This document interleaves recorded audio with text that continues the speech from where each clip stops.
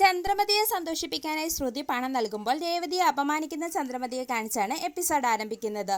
പിന്നീട് ചന്ദ്രമതിയുടെ അടുത്തെത്തുന്ന ശ്രുതി ചന്ദ്രമതിയോട് കുറച്ച് പണം ആവശ്യപ്പെടുന്നു. എന്നാൽ പണം തരാൻ പറ്റില്ലെന്ന് ചന്ദ്രമതി പറഞ്ഞെങ്കിലും ശ്രുതിയുടെ നിർബന്ധം മൂലം ചന്ദ്രമതി ശ്രുതി കൊടുത്ത പണത്തിൽ നിന്നും കുറച്ച് പണം ശ്രുതിക്ക് കൊടുക്കുകയും എത്രയും പെട്ടെന്നൊരു ജോലി കണ്ടെത്താൻ പറഞ്ഞ് ദേഷ്യപ്പെടുകയും ചെയ്യുന്നു. പിന്നീട് വീട്ടിലെത്തുന്ന സച്ചി അച്ഛനോട് സംസാരിക്കുന്നു. തുടർന്ന് മുറിയിലെത്തുന്ന സച്ചിയോട് ശ്രുതി ചന്ദ്രമതിക്ക് പോക്കറ്റ് മണിയായി 5000 രൂപ കൊടുത്തുവെന്നും ഇനി മാസാമാസം ഇങ്ങനെ കൊടുക്കുമെന്നാണ് ശ്രുതി പറഞ്ഞതെന്ന് രേവതി പറയുമ്പോൾ സച്ചിക്ക് എന്തൊക്കെയോ സംശയങ്ങൾ തോന്നുകയും പാർലറത്തേക്ക് എന്തൊക്കെയോ കള്ളത്തരങ്ങളുണ്ടെന്നും അവൾ എന്തൊക്കെയോ മറച്ചു വെക്കുന്നുണ്ടെന്നും സച്ചി രേവതിയോട് പറയുന്നു. ശേഷം ശ്രുതിയുടെ അച്ഛൻ്റെ കാര്യത്തിലും എനിക്ക് ചില സംശയങ്ങളുണ്ടെന്നും പിണക്കത്തിലാണെങ്കിൽ ഒരിക്കലും അവളുടെ അച്ഛൻ ആധാരം തിരിച്ചെടുക്കാനുള്ള പണം അയച്ചു കൊടുക്കില്ലെന്നും എന്തൊക്കെയോ ദുരൂഹതകളുണ്ടെന്നും ശ്രുതിയുടെ മലേഷ്യൻ കഥകൾ ഉടനെ തന്നെ അവസാനിക്കുമെന്നും സച്ചി രേവതിയോട് പറയുന്നു. ശേഷം നമുക്കും അമ്മയ്ക്ക് ഒരു 5000 രൂപ കൊടുക്കാമെന്ന് രേവതി പറയുമ്പോൾ അതിൻ്റെ ആവശ്യമില്ലെന്നും ശരിക്കും നിനക്കാണ് പണം തരേണ്ടതെന്നും സച്ചി രേവതിയോട് പറയുന്നു.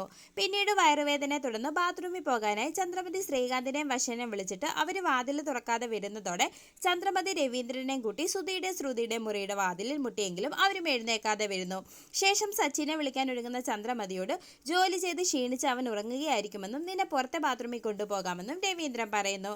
ശേഷം ബാത്റൂമിൽ പോയിട്ട് തിരികെ വരുന്ന ചന്ദ്രമതി സച്ചിനെയും രേവതിനെയും ഇവിടുന്ന് മാറ്റി താമസിപ്പിച്ചാൽ റൂമിൻ്റെ അടക്കം ഈ വീട്ടിലെ എല്ലാ പ്രശ്നങ്ങളും തീരുമെന്ന് ചന്ദ്രമതി പറയുമ്പോൾ ഇപ്പോൾ റൂമില്ലാത്തത് നമുക്കായതുകൊണ്ട് നമുക്ക് എൻ്റെ അമ്മയുടെ അടുത്തേക്ക് പോകാമെന്ന് രവീന്ദ്രൻ പറയുന്നു.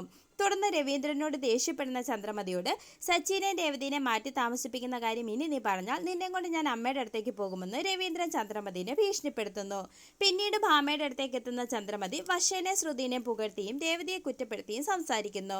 തുടർന്ന് സച്ചിനെയും രേവതിയെ മാറ്റി താമസിപ്പിക്കുന്ന കാര്യം പറഞ്ഞപ്പോൾ രവീന്ദ്രൻ പറഞ്ഞ മറുപടിയെപ്പറ്റി ചന്ദ്രമതി പറയുന്നു. ശേഷം അടുത്തു തന്നെ സച്ചിയും രേവതിയും വീട് വിട്ടു പോകാനുള്ള വഴി എനിക്കറിയാമെന്ന് ചന്ദ്രമതി ഭാമയോട് പറയുന്നു.